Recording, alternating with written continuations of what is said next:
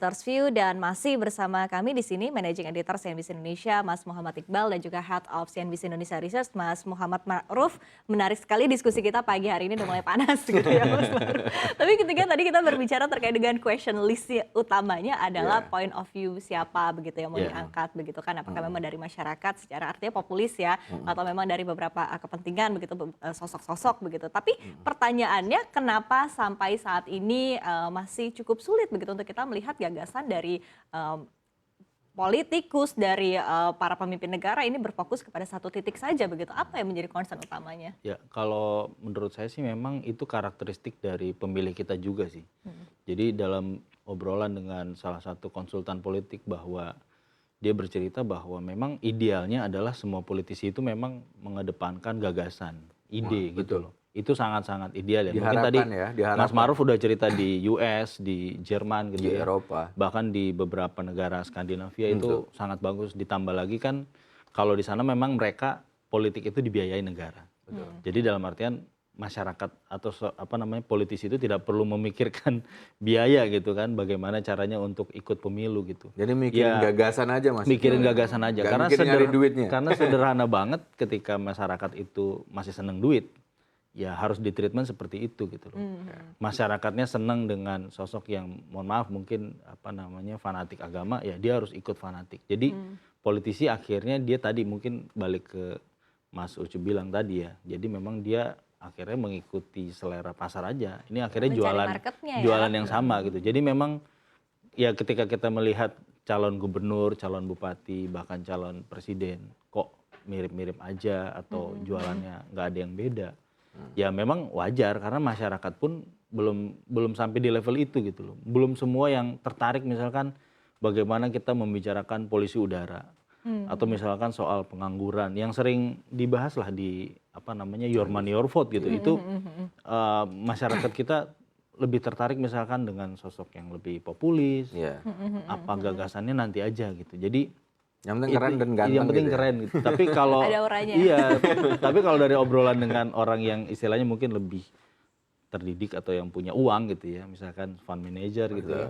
Waktu di acara CNBC kemarin, di acara Nickel Conference, itu memang beberapa itu memang mengharapkan memang keberlanjutan. Oke, lebih itu spesifik, lebih spesifik udah langsung keberlanjutan. Kenapa keberlanjutan? Ya contohnya ya Nickel Conference itu.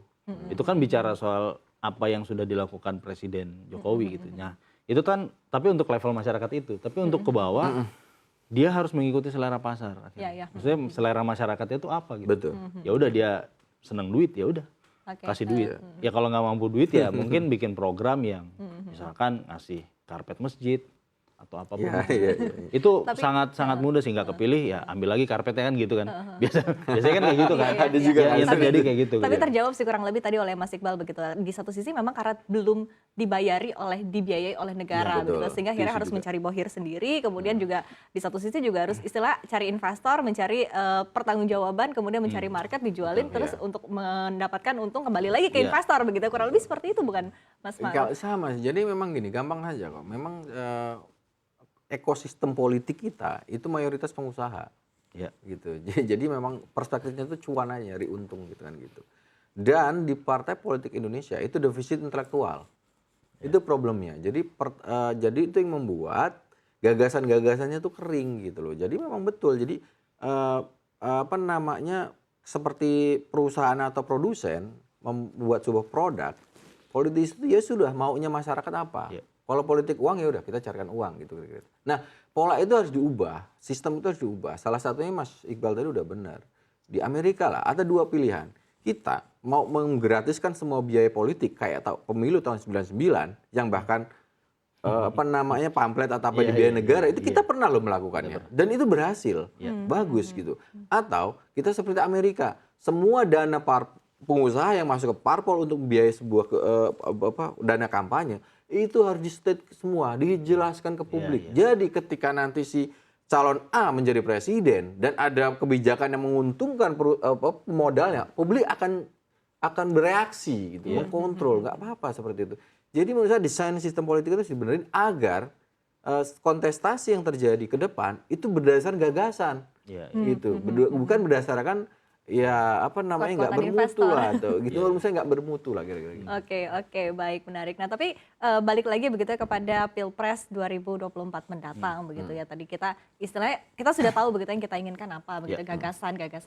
Tapi dilihat dari 3 calon yang ada ditambah 1 begitu ya, artinya ada 4 poros yang ada begitu. Anda melihatnya point of view dari masing-masing dari masing-masing bakal capres ini sendiri dan juga gagasannya seperti apa? Ya kalau sejauh ini sih masing-masing sudah jelas ya arahnya. Misalkan Pak Prabowo sendiri juga sudah bilang bahwa akan melanjutkan program-program Pak Jokowi seperti hilirisasi, IKN, itu beliau sampaikan dalam beberapa kesempatan ya. Termasuk juga Pak Ganjar udah jelas ya. Walaupun dengan ada perbaikan di kemarin beliau bilang kalau ada yang kurang diperbaiki. Ada yang diperbaiki. Kalau Pak Anies juga bilangnya bahwa perubahan tapi bukan perubahan yang seperti kita bayangkan ya, bakalan drastis seperti Radikal. apa. Sebenarnya di tataran elit ini, di tataran para calon, menurut saya mereka udah mengedepankan itu ya Pak. Maksudnya gagasan, ide ke depan itu pembangunannya akan seperti apa gitu kan. Apakah akan pure melanjutkan apa namanya yang dijalankan oleh pemerintahan Jokowi gitu ya. Apalagi Pak Prabowo kan juga udah jadi bagian dari pemerintahan itu kan. Jadi menurut saya di tataran itu oke. Tapi yang saya khawatirkan nanti ketika misalkan tim ses sudah terbentuk, kemudian udah ada relawan dan seterusnya, itu kabur lagi. Berkembang Jadi terlalu ujung-ujungnya mainnya kayak yang kita lihat sekarang lah. Iya.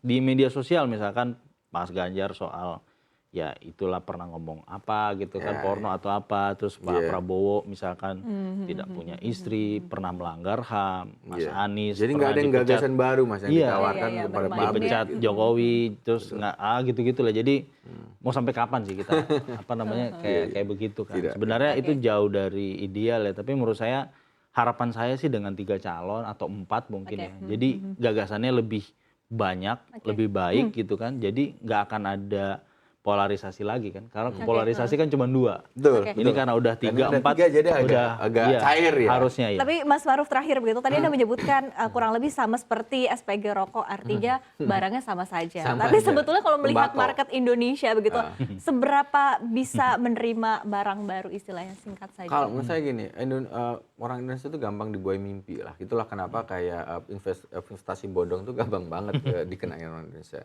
Nah, cuman menurut saya dengan meskipun all Jokowi's man atau ada penantang baru Pak Anies, menurut saya bukan berarti tidak ada gagasan ide, gitu, perang ide. Soal contoh, jadi sekarang gagasan ide sekarang lebih konkret. Jangan kayak dulu Indonesia maju atau Indonesia menang kan sama aja, gitu kan. Nah, sekarang misalnya berani nggak misalkan bahwa Presiden ke depan berkomitmen untuk mengembalikan dana-dana DHE kita yang di Singapura.